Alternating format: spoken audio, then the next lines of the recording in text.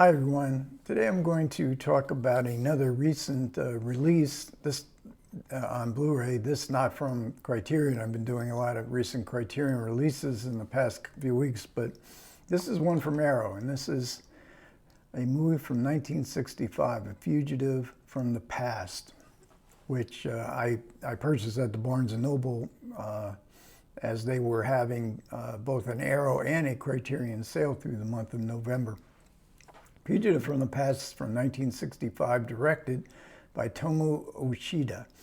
And this is a film that was voted by prestigious Japanese film magazine in 1999 as the third greatest Japanese film of the 20th century. And that's quite a recognition. I've not seen all of Japanese films, but I've certainly seen my share of, and they have a great national cinema to be sure.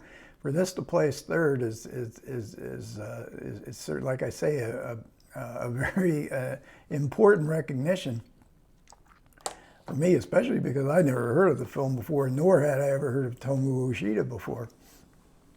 So the film is about the role of karma. It's very much has a Buddhist element to it. I know very little about Buddhism, but I have a rudimentary knowledge of what karma is, and very much used here as how the past returns to haunt the present. Because this is a movie set in two different time periods, very significant years in Japanese history, 1947, then 10 years later in 1957. So the past returns from 47, the sins of 1947 come back to haunt, to grab our fugitive, both metaphorically and literally. And it sort of even, we get a feeling in the movie that, and from the title, the title of Fugitive from the Past, that we're all, in a sense, fugitives from our own past. But the original title literally is translated as the Straits of Hunger, straits being a body of water. Water, a big element, a symbolic element, as we pass from one state of being to another state of being. And hunger being in 1947, a very significant problem in post-war Japan, which was devastated by American bombing. And food was strictly rationed. So in 1947, we have a crime. And it's a crime of some magnitude, not only murder, robbery, but also arson. And that is fire set as an oncoming, the winds of an oncoming typhoon are arriving at a big city. Our fugitive is not part of that crime. But then he gets involved, he's involved with these two ex-convicts, and then there's another crime, which happens on the Straits of Hunger. And getting from Hokkaido, which was sort of like the outlying regions of Japan, back to the mainland.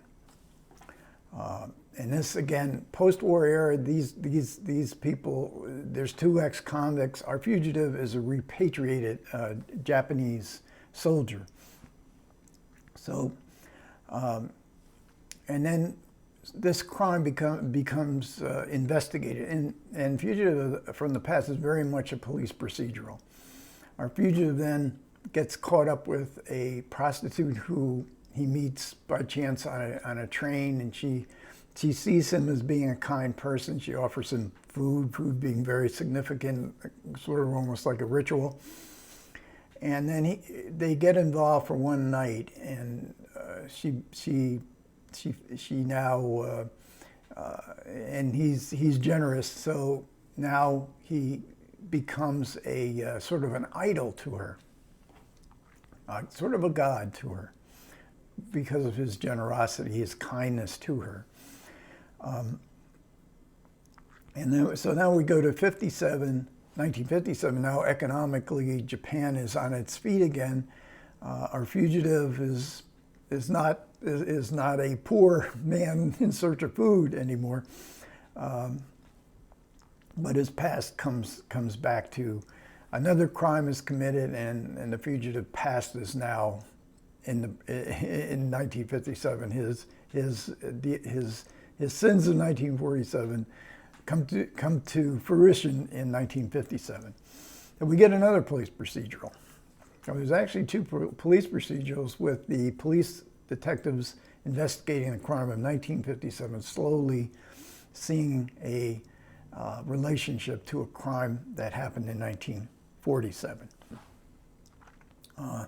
And along the way, we get this police procedural, but the film becomes dominated for maybe 45 minutes by the life of this prostitute. And this is really an amazing segment in the film because she is such an interesting character, so well played, and you know, she eventually goes to Tokyo and becomes part of prostitution was legal in Japan, and she's part of a sort of upscale kind of brothel, and she makes good, and she saves her money. But then in 1957, legal prostitution was leaving, so now she's at her wit's end of what do I do now? The GIs were leaving, and these legal brothels were set up basically to service the needs of the American GIs. So this is a long movie. It's 3 hours long. It's a black and white widescreen. Now, this is my favorite. I love black and white, and I love widescreen cinema. And in the 1950s and 60s, directors and cinematographers, they really used widescreen brilliantly, and as they do in Fugitive from the Past. But it was filmed on 16 millimeter and then blown up to 35 millimeter. And so it's got a very gritty, very austere look to it. And some of this graphic art in the booklet kind of, this is the graphic art, but it kind of gives you the sense of what the film actually looks like. And at times, director Uchida, he uses the negative of the image.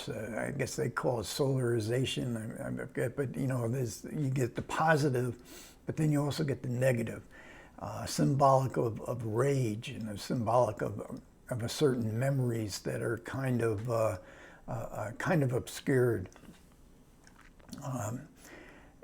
The two main performances here are they're just fantastic, and one by Rintaro Mikuni, who plays our fugitive.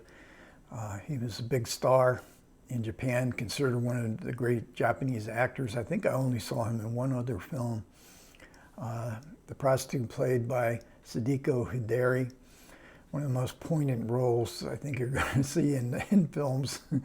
And she was also, this was her years of stardom. She had been the previous year an Insect Woman, and she won Best Actress. I think it was at the Berlin Film Festival for Insect. Her role in Insect Woman was very similar. I'd never seen Insect Woman, but according to the supplements, her role here in Fugitive of the Past is very similar. So the film really needs the sheer intensity of these two performances, very powerful performances. The film is based on a 1,700-page novel, so there's lots of the novel are not here in the movie. We hear, especially the backstory of everybody, including mostly the fugitive. But we hear about it in the film, but in the novel, which was a serialization, that past of the fugitive is much more dramatized. And was serialized in a newspaper, the first half, and I think it was very popular, and then the author wrote the second half and then combined them for a published book. The movie, even though it leads much of the novel, came into 3 hours and 20 minutes. And it was made for Toei Studios, and there was a change. When it was first started, it had a different production executives than when it finished. So when it finished, the production executives didn't think much of this film, and they said, "No way, 3 hours and 20 minutes," because they were going to put it in a very common distribution method of double bill. So usually there would be 2 hours. So they wanted cuts, and Ushida would not comply with the cuts, and then the assistant reluctantly, Yoshida's assistant reluctantly took about 40 minutes out of the film, so it was not, or about 40 minutes out of the original cut. So then it was released as part of double bill movie theaters, but then Yoshida and the studio then sort of compromised, and then there was a 3-hour cut, and the 3-hour cut is what we see on this Arrow Blu-ray.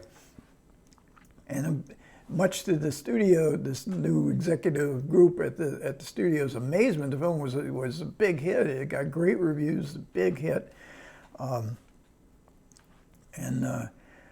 So when they released it in subsequent years, it would always be that 3-hour cut. Now, there's no commentary. There's great supplements here. I mean, they're great. And but there's no commentary. There's no 3-hour commentary. But there are 6 separate commentaries, scene-specific type commentaries that, as a group, were about 2 hours long in and of themselves. I watched them, back to back. They were absolutely fantastic. They covered the music. There's very, very distinctive music here in the opening and closing. There's sort of like a hymn-like chant that's used. The novel, we get a good explanation of the novel and the changes that were made to the novel when it was adapted into the movie. We get a lot of Yoshida's career. And I got to talk a little bit about it because so much of it applies to Fugitive from the Past, because he was a big director pre-war and a successful director. In 1945, he decides to leave Japan. They were still occupying Manchuria then, at least a part of Manchuria, the Japanese government, and they had a film outfit there that he went to supervise. So Yoshida leaves Japan. But quickly the war was over. The Chinese communists took over where he was working. He was allowed, according to the historical record, he was allowed to go home, but he stayed. He stayed with his aides, and the aides stayed with him for some obscure reason. It's never, I guess, according to some of us, never really clear what actually happened. And then, so they were going to work for the Communist Chinese in a film unit, but the money ran out, and then Yoshida. And then his crew had to go work in a coal mine. Yoshida was not going to have to do that because of his celebrity, but he decided to be loyal to his aides. So he actually went down into the coal mines. He was in, I guess, his late 50s and not in the best of health. And then it took a few years before he actually comes back to Japan. And he was able to make films fairly quickly. Because he was regarded as one of the great Japanese film directors. But there is a sense that Yoshida himself, in the context of this movie, himself is a fugitive from his own past. What went on? What was the karma that went on in his experiences in China? So he wasn't actually in Japan for only, not the part of 1947 for sure. I forget what year he came back, but his first film after repatriation was Bloody Spear at Mount Fuji, 1953, which Arrow has also released. And then Mad Fox, they've also released. That was one of his films from 1962. These are 2 movies in the next Arrow sale I'm definitely going to pick up. So then we get this booklet, and the booklet is fantastic. And, I showed you these 2 figures. Here's the 2 detectives, the detective from 1947, detective from 1957. And they have, in the investigation in 1957, the crime that occurs in 1957, they have to draw back on this detective from 10 years earlier, who has now retired from being a detective, but he was haunted and obsessed by the crime and the fact that he could not discover the culprit of the crimes of 1947. And there's 2 great essays in this booklet, and one is a tale of guilt and dread. And the other is by a Japanese scholar, Tomu Ushido's Salvation from Evil. And this is our main character. So these essays are so good. I mean, this booklet itself could have some great value in and of itself, because these are two, and they're long essays. And here we see the detective from the past. We see our fugitive detective from the present, and their aides, his aides. This detective from the past, from the 1947, the actor was actually a comedian. This was his first dramatic role, and he won Best Supporting Actor in Japanese award ceremonies. I can't remember the name of this film, but this actor. But I've seen some of his films, and he was a big star too. So this is a very significant cast for A Fugitive from the Past, and it's a film that Arrow released that I highly recommend. Okay, thanks a lot for everybody who managed to listen. I do appreciate it. Comments are always welcome. I will respond. Take care.